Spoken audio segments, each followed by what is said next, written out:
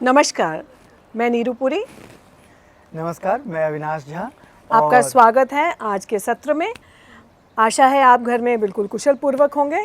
तो जैसे कि हम हमेशा अपने सत्र की शुरुआत छोटी सी ध्यान देने की प्रक्रिया से करते हैं, तो अविनाश जी आप शुरू करेंगे प्रक्रिया। जी बिल्कुल। तो आइए माइंडफुलनेस का शुरुआती भाग करें। जी है ना? जी जी। चलिए, सभी एक आरामदायक स्थिति में बैठ जाएं। यदि कुर्सी पर हो तो कुर्सी पर, ज़मीन या फर्श पर हो तो वहाँ अपनी कमर सीधी कर लें और एक लंबी गहरी सांस लेते हुए अपनी आंखें बंद कर लें।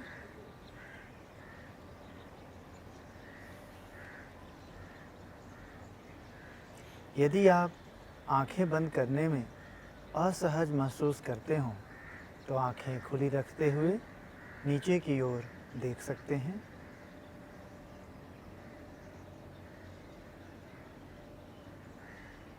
अब आप अपने वातावरण से आ रही आवाज़ों को सुनें।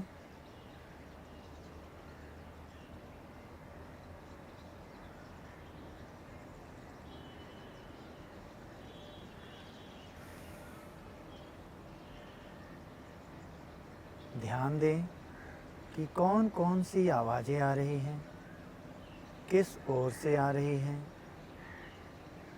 लगातार आ रही हैं या रुक रुक कर आ रही हैं।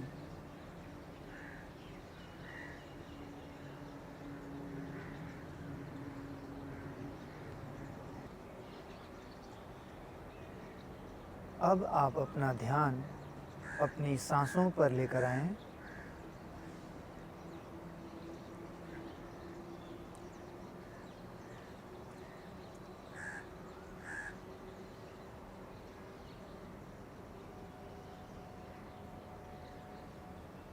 सांस का आना जाना महसूस करें।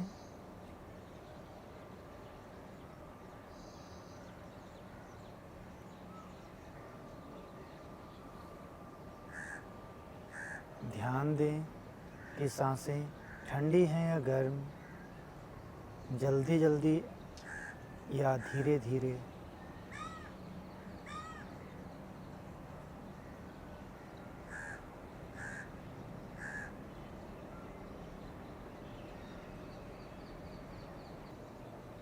अब आप अपना ध्यान अपने बैठने की स्थिति पर लाएं।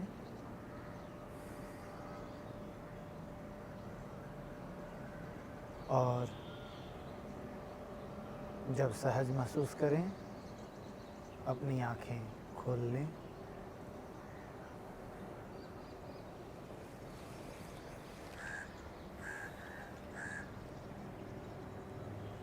जी, तो अविनाश जी क्या लेके आए हैं आज? आज है एक गतिविधि। बढ़िया।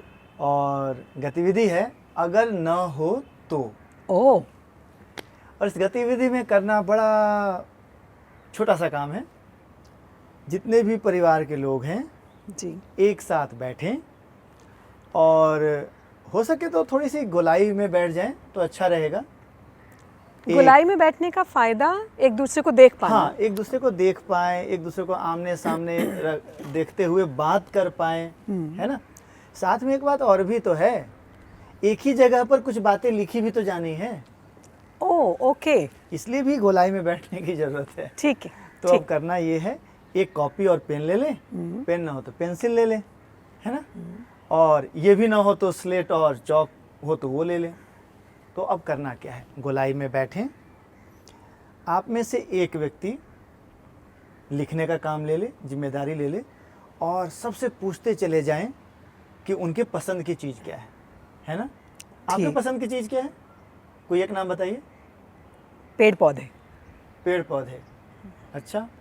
और मुझे तो गर्मा गर्म गुलाब जामुन पसंद है।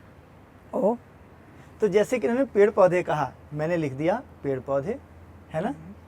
और जैसे मुझे गुलाब जामुन पसंद है तो मैंने क्या लिख दिया, गुलाब जामुन। ठीक है?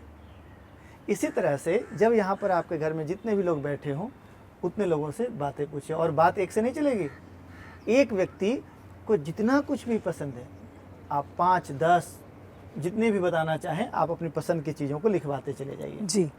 अब क्या करना है, अब आपके पास पूरी एक लिस्ट तैयार हो गई। अब उस लिस्ट को सबके सामने रख दें, ओके। ठीक। और उसके बाद उसमें से किसी एक नाम को काटें। जैसे मैंने कहा कि मुझे गुलाब जामुन पसंद है, और गुलाब जामुन को वहाँ से काटते हुए अब घर में चर्चा क्या होगी? अच्छा, यदि गुलाब जामुन ना हो तो ओ, तो क्या बात चल जाएगी, काम चल जाएगा, या कोई दिक्कत आ सकती है ना? या आप कैसा महसूस करेंगे यदि वो ना हो तो? ऐसे ही आप एक एक नाम काटते चले, है ना, और आपस में चर्चा करके देखिए कि क्या निकल के आता है। ठीक।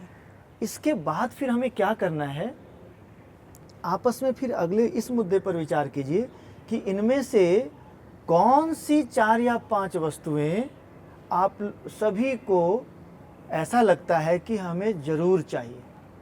अच्छा, मतलब जिनके बिना गुजारा ही नहीं है। जी, ओके, जीवन ही नहीं है जिनके बिना हमारा मतलब उनका काम नहीं चलेगा। काम नहीं चलेगा। देखिए, पहली बात क्या हुई? पहली बात हुई पसंद की, ठीक है ना? पसंद नापसंद अपनी जगह है, वो उन लोगों ने देख लिया। अब मामला अगला क्या आ गया? अगला मामला ये आ गया कि उसमें से यदि कुछ चीज़ें नहीं होती हैं, ऐसी स्थिति पनप जाए, तो कौन सी चीज़ें हो ही, जैसे मुझे लगता है अविनाश जी, जी अभी आजकल हम लॉकडाउन में चल रहे हैं। जी बिल्कुल। और इनमें से बहुत सारी चीजें वाकई में नहीं है। हाँ तो बहुत आसान हो गया ये लाइन क्रॉस करना जी, कि अच्छा ये नहीं हो तो चलो हाँ, ठीक। हाँ। तो ये एक्टिविटी बहुत सही दिन ली आपने। बिल्कुल। तो यहाँ पे आपको बस क्या देखना है कि ऐसी कौन सी चीज़ें हैं जो आपको पसंद तो हैं पर नहीं मिलेगा तो भी चलेगा। ठीक। ठीक है। तो अब आपका पूरा परिवार मिल करके ऐसे कितने वस्तुओं तक पहुंचता है कि कम से कम इतना तो हमें चाहिए ही। ओके। अब वो 4 वस्तुओं का मामला बनता है या 5 का बनता है या उससे अधिक का, वो आप देखिए, पर पूरे परिवार की कहाँ सहमति बनती है, इसे आप लेकर के चले। आइए अब एक प्रश्न लेते हैं आगे जी। ये तो पूरे परिवार की बात हुई कि पूरा परिवार ये तय करेगा कि उन्हें क्या चाहिए। पर यदि आपको व्यक्तिगत रूप से चुनने को दे दिया जाता, अब प्रश्न हर एक व्यक्ति से है, तो आप उनमें से कौन सी 4 वस्तुएं अपने लिए लेना चाहेंगे? उस लिस्ट में से कौन सी 4 वस्तुएं आप लेना चाहेंगे? केवल 4 ही ले सकते हैं। तो नीरू जी, एक प्रश्न आपके सामने भी रखता हूँ जी। क्या कभी किसी दोस्त के पास या किसी अन्य व्यक्ति के पास कोई चीज़ देखकर, कोई वस्तु देखकर आपको भी उसे पाने का मन हुआ? और यदि ऐसा हुआ तो फिर आपने क्या किया? कब का किस्सा बताऊं? अपने बचपन का? बचपन का ही बता दीजिए। क्योंकि बचपन में तो ऐसा मुझे लगता है कि बहुत बार हुआ ही है जी।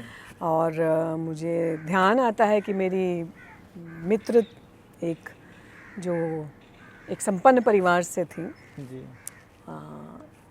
उनके पास जो वस्तुएं हुआ करती थी उन्हें देखकर मेरा मन अक्सर ऐसा करता था कि मेरे पास भी होनी चाहिए। जैसे कोई एक वस्तु याद हो तो? और जैसे मैं आपको बताऊं कि चश्मा, अच्छा, अच्छे फ्रेम।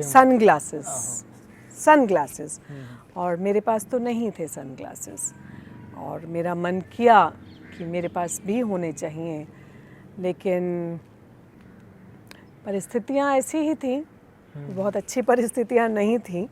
मेरे माता पिता, हम 4 भाई बहनों को पढ़ा लिखा रहे थे, तो ज़िद करना भी सही नहीं लगता था बहुत बार, बट हाँ मैंने ज़िद भी की है और कभी कभी मेरे पेरेंट्स ने वो ज़िद पूरी की और मुझे लगता है कि उसको पूरा करने के लिए कहीं ना कहीं उनको किसी ना किसी चीज़ पे शायद कटौती भी करनी पड़ी हो।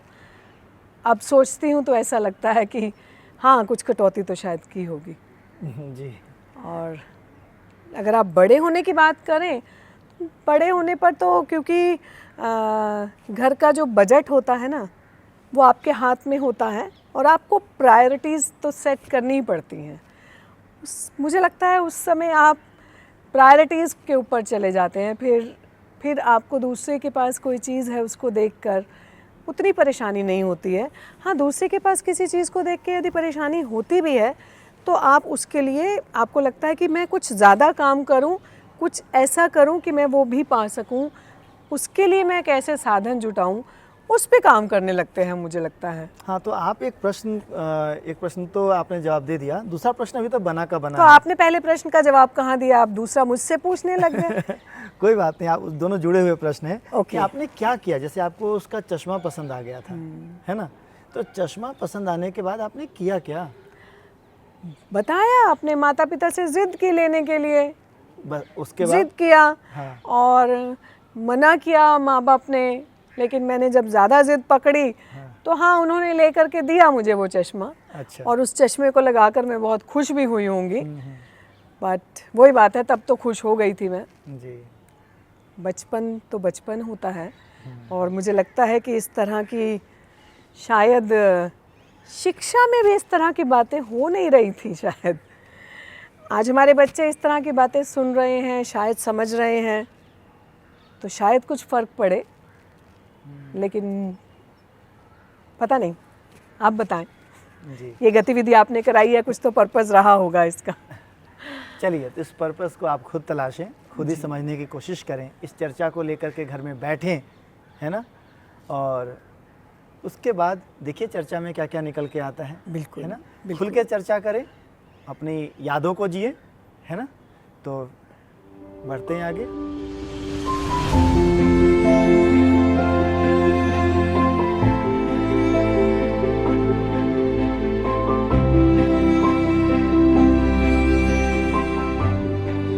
तो अविनाश जी, जी।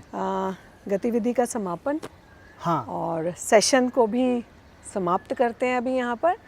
तो 2 मिनट के लिए हम लोग शांत बैठेंगे। आपका मन है तो आप आंखें बंद कर लें, वरना आप आंखें खुली भी रख सकते हैं। 2 मिनट के लिए शांत बैठेंगे। आज के पूरे सेशन में क्या किया, क्या विचार, क्या भावनाएं, क्या चीज़ नहीं सीखी, इस पर मनन करेंगे शांत बैठकर।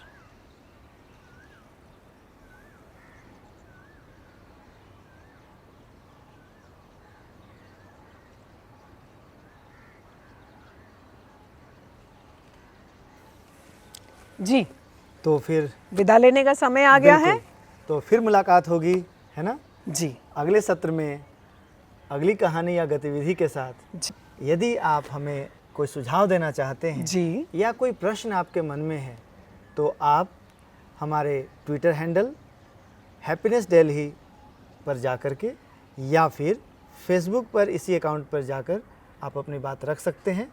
साथ ही यदि हैप्पीनेस क्लासेस के बारे में और जानने की इच्छा रखते हों जी तो हमारे ब्लॉग पेज happinessdelhi.blogspot.com पर जाकर के आप जानकारी और ले सकते हैं। नमस्कार, नमस्कार। आज्ञा दीजिए।